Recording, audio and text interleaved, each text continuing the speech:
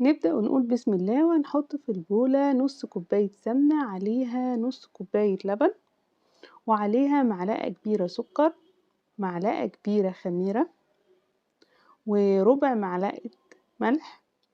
هنقلب المكونات مع بعض، هننزل عليهم بنص كيلو دقيق، طبعا نكون نخلينه كويس.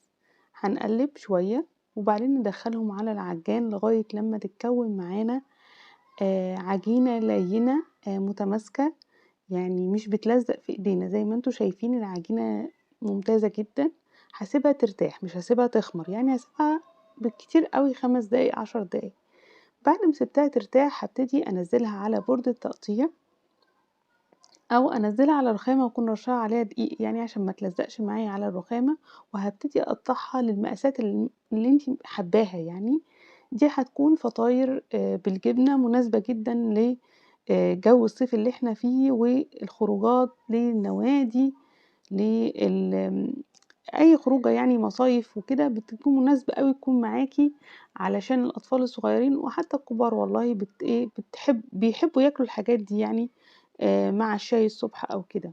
طبعًا أنا قطّعتها كلّها وابتدي هاعمل الطريقة دي كويسة أوي، إن أنتِ تفردي العجين يعني إيه كذا واحدة قدّامِك وهتحطيها. أنا هنا عملت بحشو الجبنة براميلي، ممكن تعملي جبنة فيتا وممكن تعملي جبنة اسطنبولي، جبنة بالفلفل، ممكن تحطي فيها لحوم بسطرمة وجبنة، جبنة كيري. بُصّي عندِك تشكيلة متنوعة من الحشوات. وممكن كمان تعملي حشوة التونة مع الخضروات، يعني بتبقى حلوة أوي. يعني أهم حاجة تكون يعني صغنّنة كده، على يعني عشان ما تتاكلش وتتساب منها، لأ، صغيّرة على قد قطمتين 3 وخلاص. الطريقة دي هتريّحِك وهتنجزي، مش هتحسي إن أنتِ عاملة كتير، يعني وراكِ ضغط يعني في شغل الفطاير بالذات، علشان الجو حَر وبتخمر بسرعة وإحنا بنشتغل.